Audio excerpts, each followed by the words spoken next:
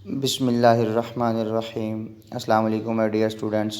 I am Mohammad Akhlaq Firoz from channel physics की दुनिया। पिछले अपने लेक्चर में हमने बात की थी कि प्रोजेक्टाइल क्या होता है, प्रोजेक्टाइल मोशन क्या है।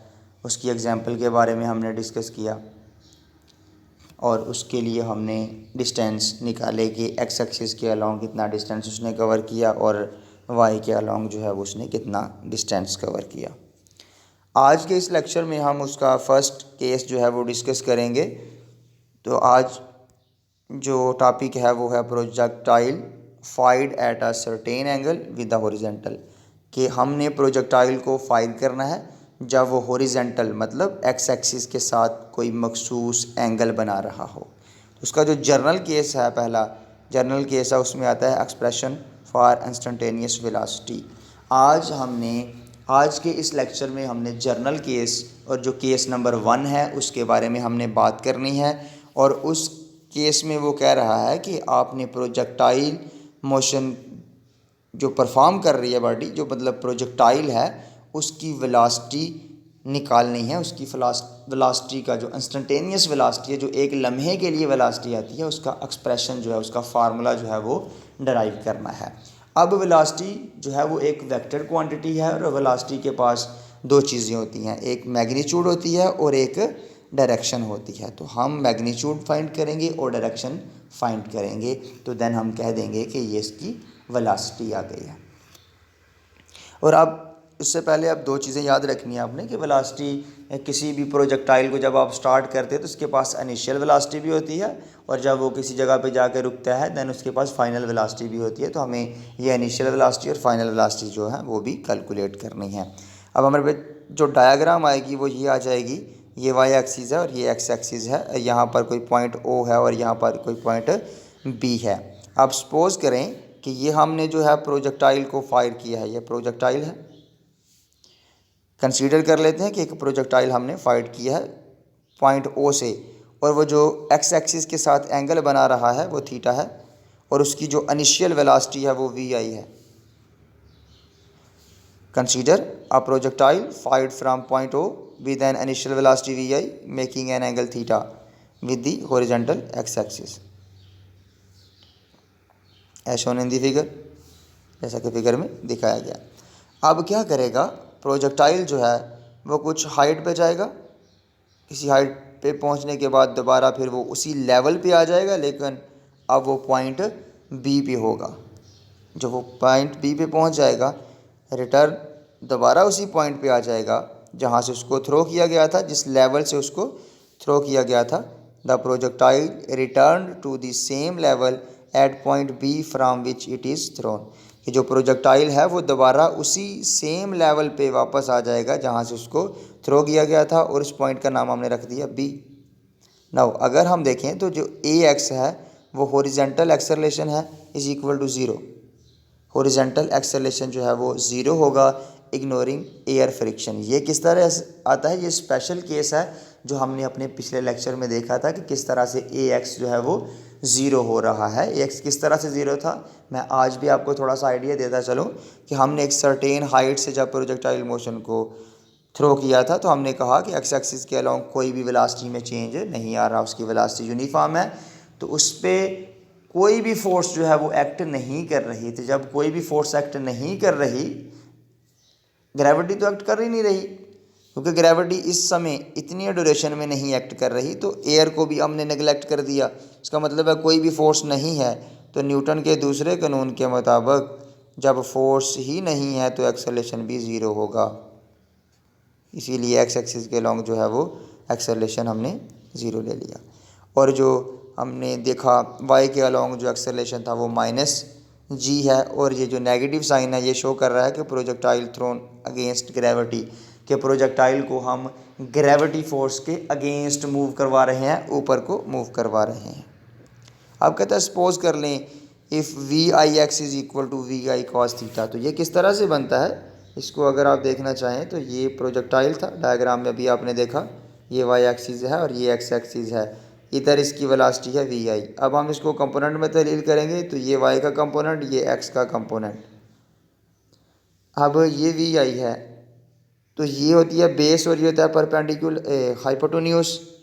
तो cos theta is equal to, ये आएगी वी आई एक्स कंपोनेंट, और ये आ जाएगा वी आई वाई कंपोनेंट। तो कॉस थीटा जो है वो V I X divided by V component के बराबर होता है।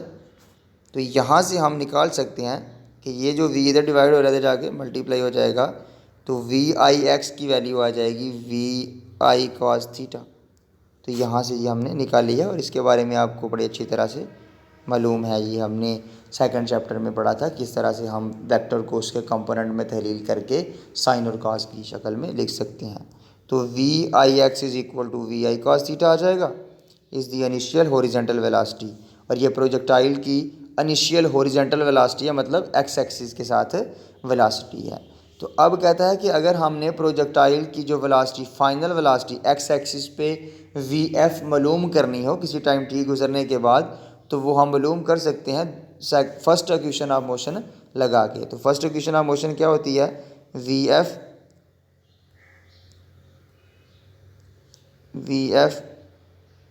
Is equal to V I plus A T.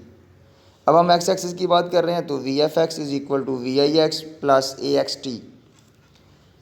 यहाँ पर V F X as it is आ जाएगा, और वी आई एक्स की जगह पे V I cos theta plus A X की जगह पे हम ज़ीरो लगा देंगे। ज़ीरो जब टी के साथ मल्टीप्लाई होगा तो ये वाली टर्म जो है वो डिलीट आउट हो जाएगी, और हमारे पास जो टर्म बचेगी V F X is equal to V I cos theta, equation number 1 आ गई। सिमिलरली हम सपोज कर लें कि जो इनिशियल वेलोसिटी है अलॉन्ग दी वाई एक्सिस, तो वो V I Y is equal to V I sine theta हो जाएगी।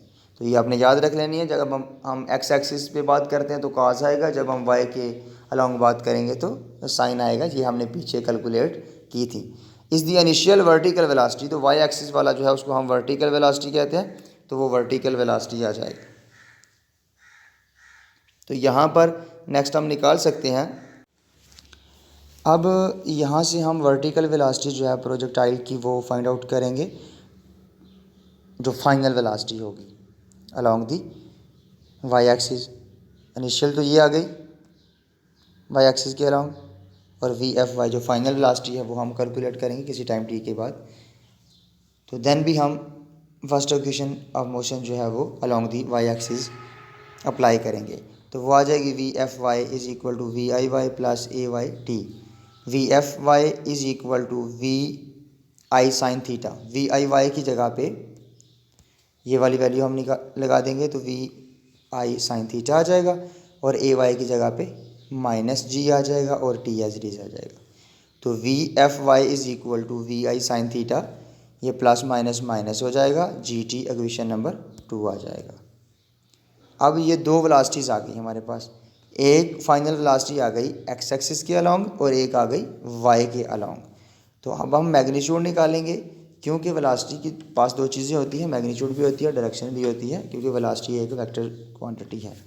किसी टाइम टी के बाद जो वेलोसिटी की मैग्नीट्यूड आएगी, V is equal to V F X square plus V F Y square. Initial velocity हमारे पास पहले थी, हमने फाइनल वेलोसिटी एक्स एक्सिस के अलॉन्ग भी ले ली और वाई के अलॉन्ग भी ले ली।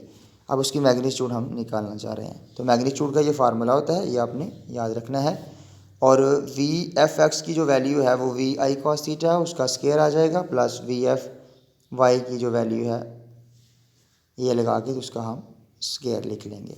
अब यहाँ पर स्केयर जो है वो ओपन करेंगे, वी आई का अलहदा स्केयर आ गया cos square theta, plus V I का स्केयर अलहदा आ गया साइन स्केयर आ गया, प्लस जी का स्केयर और टी का स्केयर, माइनस 2 फार्मूले का फर्स्ट टर्म और सेकंड टर्म। यहाँ पर हमने बेसिकली इस वाले हिस्से में जो फार्मूला अप्लाई किया वो ये वाला फार्मूला अप्लाई किया है, ए की 2 प्लस बी का स्क्वायर माइनस फार्मूले का 2ab। तो यहाँ पर हमने ये वाला फार्मूला जो है वो अप्लाई किया। अब यहाँ से और यहाँ से वी आई स्केयर कॉमन ले लेंगे, तो cos square plus sine square बच जाएगा, और बाकी वाली जो टर्म है वो एज इट इज़ आ जाएगी और ऊपर स्क्वायर रूट आ जाएगा।